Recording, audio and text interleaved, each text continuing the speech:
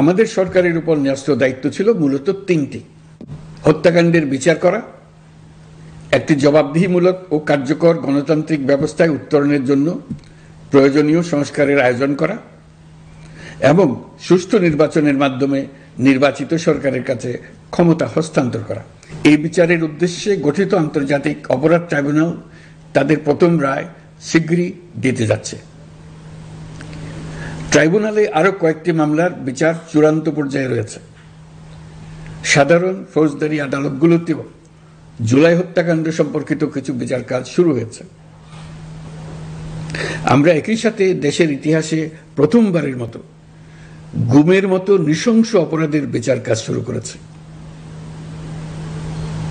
আমি আনন্দের সঙ্গে আপনাদের জানাতে চাই যে সংস্কারের ক্ষেত্রেও আমরা ব্যাপক অগ্রগতি অর্জন করেছি। অন্তর্বর্তী সরকার নিজ উদ্যোগে বা বিভিন্ন সংস্কার কমিশনের প্রস্তাবের ভিত্তিতে অনেক গুরুত্বপূর্ণ সংস্কারের কাজ সম্পন্ন করেছে। কিছু প্রস্তাবিত সংস্কারের কাজ এখনো চলমান আছে। অধ্যাদেশের মাধ্যমে বা বিদ্যমান আইন সংশোধন করে বিচার বিভাগের স্বাধীনতা, বিচার ব্যবস্থাপনা, আর্থিক খাতে স্বচ্ছতা, প্রাতিষ্ঠানিক সক্ষমতা বৃদ্ধি, ডিজিটালাইজেশন সম্প্রসারণ ও দুর্নীতি প্রতিরোধে বিভিন্ন সংস্কার সম্পন্ন করা হয়েছে। আমাদের আরেকটি গুরুদায়িত্ব হচ্ছে সুষ্ঠু নির্বাচন অনুষ্ঠান। আমি ঘোষণা করেছি যে আগামী ফেব্রুয়ারির প্রথমার্ধে জাতীয় সংসদ নির্বাচন অনুষ্ঠিত হতে যাচ্ছে। এই নির্বাচন উৎসব মুখর, অংশগ্রহণমূলক ও সুষ্ঠুভাবে অনুষ্ঠানের জন্য আমরা সব প্রস্তুতি গ্রহণ করছি।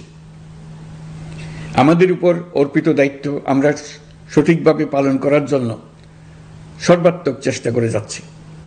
কাজেই রাজনৈতিক দলগুলোর প্রকাশ্য বক্তব্য যতখানি পরস্পর বিরোধী অবস্থানে আছে বলে মনে হয়, জুলাই সনদ সঠিকভাবে বিশ্লেষণ করলে ততখানি মত পার্থক্য দেখা যায় না। এটি আমাদের অনন্য অর্জন। এতে জাতি এগিয়ে যেতে সাহসী হয়। এসব বিবেচনায় রেখে এবং রাজনৈতিক দলগুলো কর্তৃক স্বাক্ষরিত জুলাই সনদকে মূল দলিল হিসেবে ধরে নিয়ে অন্তর্বর্তী সরকার আজকের উপদেষ্টা মণ্ডলীর সভায় জুলাই জাতীয় সনদ সংবিধান সংস্কার বাস্তবায়ন আদেশ 2025 অনুমোদন করেছে। এটা বিরাট খবর। প্রয়োজনীয় স্বাক্ষর শেষে এটি ইতিমধ্যে গেজেট নোটিফিকেশন করার পর্যায়ে পৌঁছে গেছে। জুলাই সনদ বাস্তবায়নের লক্ষ্যে এই আদেশে আমরা গুরুত্বপূর্ণ কিছু বিধান গ্রহণ করেছি। এর মধ্যে রয়েছে সনদের সংবিধান বিষয়ক সংস্কার প্রস্তাবনার উপর গণভোট অনুষ্ঠান এবং পরবর্তী সময়ে সংবিধান সংস্কার পরিষদ গঠনের সিদ্ধান্ত। আমরা সকল বিষয় বিবেচনা করে সিদ্ধান্ত নিয়েছি যে আগামী জাতীয় সংসদ নির্বাচনের দিনেই গণভোটের আয়োজন করা হবে।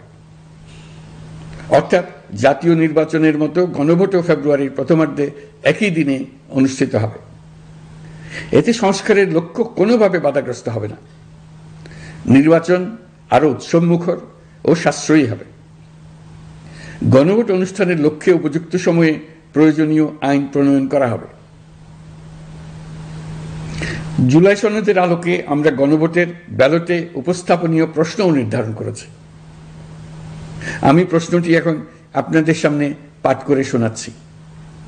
প্রশ্নটি হবে এরকম: আপনি কি জুলাই জাতীয় সনদ সংবিধান সংস্কার বাস্তবায়ন আদেশ 2025 এবং জুলাই জাতীয় সনদের লিপিবদ্ধ সংবিধান সংস্কার সম্পর্কিত নিম্নলিখিত প্রস্তাবগুলোর প্রতি আপনার সম্মতি জ্ঞাপন করছেন? ক, নির্বাচনকালীন সময়ে তত্ত্বাবধায়ক সরকার, নির্বাচন কমিশন এবং অন্যান্য সাংবিধানিক প্রতিষ্ঠান জুলাই সনদে বর্ণিত প্রক্রিয়ার আলোকে গঠন করা হবে। খ, আগামী সংসদ হবে 2 কক্ষ বিশিষ্ট। জাতীয় সংসদ নির্বাচনে দলগুলোর প্রাপ্ত ভোটের অনুপাতে 100 জন সদস্য বিশিষ্ট একটি উচ্চকক্ষ গঠিত হবে এবং সংবিধান সংশোধন করতে হলে উচ্চকক্ষের সংখ্যাগরিষ্ঠ সদস্যের অনুমোদন দরকার হবে। গ, সংসদে নারীর প্রতিনিধি বৃদ্ধি, বিরোধী দল থেকে ডেপুটি স্পিকার ও সংসদীয় কমিটির সভাপতি নির্বাচন, প্রধানমন্ত্রীর মেয়াদ সীমিতকরণ, রাষ্ট্রপতির ক্ষমতা বৃদ্ধি, মৌলিক অধিকার সম্প্রসারণ, বিচার বিভাগের স্বাধীনতা ও স্থানীয় সরকার সহ বিভিন্ন বিষয়ে যে 30টি প্রস্তাবে জুলাই জাতীয় সনদে রাজনৈতিক দলগুলোর ঐকমত্য হয়েছে সেগুলো বাস্তবায়নে আগামী নির্বাচনে বিজয়ী দলগুলো বাধ্য থাকবে। ঘ, জুলাই সনদে বর্ণিত অন্যান্য সংস্কার রাজনৈতিক দলগুলোর প্রতিশ্রুতি অনুসারে বাস্তবায়ন করা হবে। গণভোটের দিন এই 4টি বিষয়ের উপর একটি মাত্র প্রশ্নে আপনি হ্যাঁ বা না ভোট দিয়ে আপনার মতামত জানাবেন। গণভোটের সংখ্যাগরিষ্ঠ ভোট হ্যাঁ সূচক হলে আগামী সংসদ নির্বাচনে নির্বাচিত প্রতিনিধি নিয়ে একটি সংবিধান সংস্কার পরিষদ গঠিত হবে। এই প্রতিনিধিগণ একই সাথে জাতীয় সংসদের সদস্য হিসেবে দায়িত্ব পালন করবেন। পরিষদ তার প্রথম অধিবেশন শুরুর তারিখ হতে 180 কার্য দিবসের মধ্যে সংবিধান সংস্কার করবে। সংবিধান সংস্কার সম্পন্ন হওয়ার পর 30 কার্য দিবসের মধ্যে সংসদ নির্বাচনে প্রাপ্ত ভোটের সংখ্যানুপাতে উচ্চকক্ষ গঠন করা হবে। এর মেয়াদ হবে নিম্নকক্ষের শেষ কার্য দিবস পর্যন্ত। জুলাই সনদ বাস্তবায়নের অঙ্গীকারনামা অনুসারে সংবিধানে জুলাই জাতীয় সনদ অন্তর্ভুক্ত করার ব্যবস্থা গ্রহণ করা হবে। এটিও আজকে অনুমোদিত আদেশে উল্লেখ করা হয়েছে।